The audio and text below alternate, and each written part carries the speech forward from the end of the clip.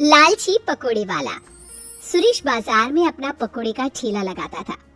सुरेश काफी सालों से पकोड़े बेचने का काम कर रहा था, जिस वजह से उसके कुछ ग्राहक बन चुके थे, जो हमेशा शाम को उसके ठेले पर आकर गर्मा गर्म उसके हाथों के ताजे ताजे पकोड़े खाया करते थे। ऐसे ही एक दिन महंगाई बढ़ने के साथ साथ सुरेश अपने पकोड़ों के दाम भी बढ़ा देता है। सुरेश भैया, जल्दी से गर्मा गर्म प्याज के और आलू के पकोड़े लगा दो ना।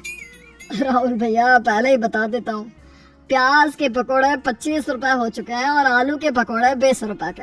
अब बोलो, प्याज के पकोड़े कितने दूं और आलू के कितने? अरे वही सुरेश, ये क्या, तुमने तो एकदम से ही पकोड़ों के दाम बढ़ा दिए। कम से कम दाम बढ़ाने से पहले ग्राहकों को तो बता देते।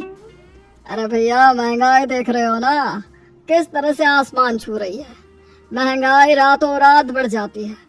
अब इसमें मुझे अपना भी तो मुनाफा देखना पड़ेगा ना। बात तो तुम्हारी बिल्कुल सही है सुरेश भाई। खैर, जितने के भी पकोड़े हैं उतने के लगा दो।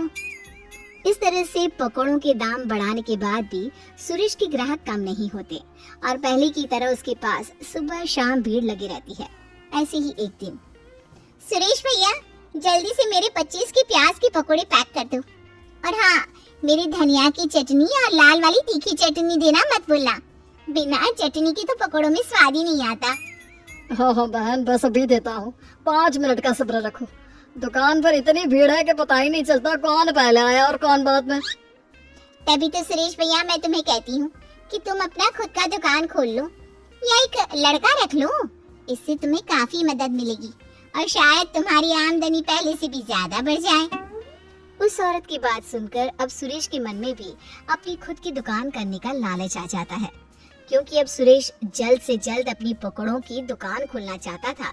इसलिए वो एक बार फिर से पकौड़ों का दाम बढ़ाने की सोचता है।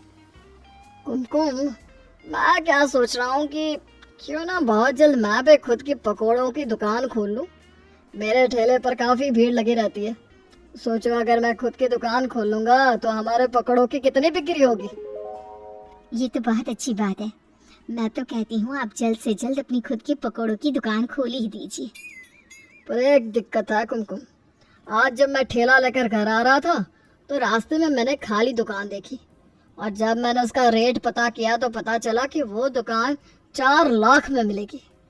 अब मेरे पास इतनी बड़ी रकम तो है नहीं, इसलिए मैंने सोच लिया है कि मैं अपने पकोड़े का दाम एक बार फिर से बढ़ा दूंगा।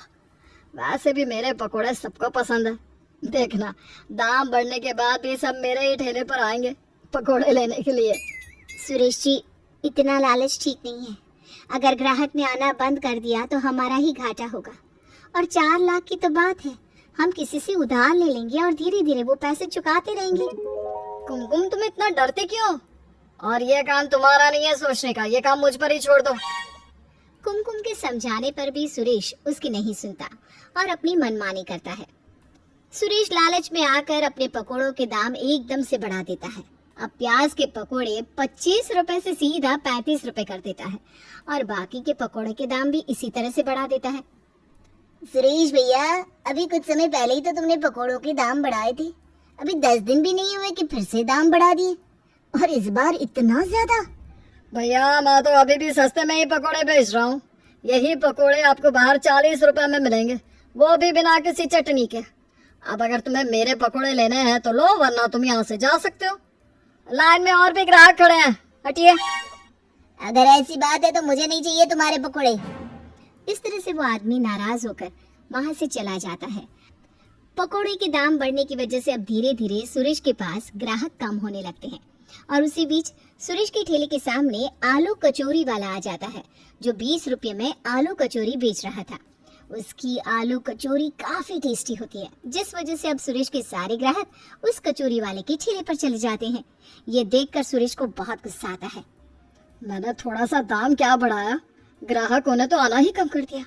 और जब से ये कचौरी वाला आया है तब से मेरे ठेले पर आकर कोई पकोड़े भी नहीं खा रहा। इस कचौरी वाले को तो अपने रास्ते से हटाना ही होगा। अब क्या था, अब शाम को जब कचौरी वाला अपना ठेला लेकर घर जाने लगता है तो सुरेश कचौरी वाले से कहता है, भाई, कुछ दिनों से देख रहा हूँ तुम्हारे ठेले पर काफी भीड़ रहती है। जैसे लोगों को मेरे पकोड़े पसंद है, ठीक उसी तरह से तुम्हारी आलू कचौड़ी भी। अब हम दोनों मिलकर अपनी दुकान खोल ले और दुकान में 2 काउंटर लगा ले, एक पकौड़ों की और एक कचौरी की। सोचो हम दोनों का कितना मुनाफा होगा। भाई बात तो तुम बिल्कुल सही कह रहे हो, पर मेरे पास इतने पैसे नहीं कि मैं अपनी खुद की दुकान खोल सकूं। भाई तभी तो बोल रहा हूँ कि पार्टनरशिप में दुकान करते थे, आधे पैसे मैं दूंगा आधे पैसे तुम देना। मैंने तो एक दुकान भी देख ली है 4 लाख में, दुकान भी अच्छी है, मौका अच्छा है। 2 लाख तुम जमा कर दो, 2 लाख मैं जमा कर देता हूँ। इस तरह से सुरेश कचौरी वाले से बात कर लेता है और घर जाकर सारी बात अपनी बीवी को बताता है। कुसुम, अब देखना अपने पति का दिमाग, हम दोनों उस दुकान को खरीदेंगे और उसके बाद जब मेरी दुकान चलने लगेगी तो कुछ ही महीनों बाद मैं उस कचौरी वाले को दूसरी दुकान लेने को कहूँगा। इस तरह से उसके ग्राहक भी मेरे पास आ जाएंगे और वो नई जगह पर जाकर फिर से ग्राहक जोड़ेगा। सुरेश जी, मैंने आपसे पहले भी कहा था और एक बार फिर से कह रही हूँ, इतना लालच अच्छी बात नहीं है। कहीं ऐसा ना हो कि लालच में आकर आप अपना ही नुकसान कर ले। कुमकुम, तुम कैसी पत्नी हो जो अपने पति का साथ नहीं दे सकती? छोड़ो ये सब, ये बताओ कि तुम्हारे पास कितने पैसे और गहने पड़े हैं, क्योंकि मुझे कहीं से भी 2 लाख का इंतजाम करना होगा ताकि मैं जल्द से जल्द अपनी खुद की दुकान खोल सकूं। कुमकुम अपने पति को समझाने की पूरी कोशिश करती है, लेकिन वो नहीं मानता और वो अपने सारे गहने गिरवी रख देती है। जैसे तैसे करके सुरेश 2 लाख जमा कर लेता है। उधर दूसरी ओर कचौरी वाला भी 2 लाख जमा कर लेता है।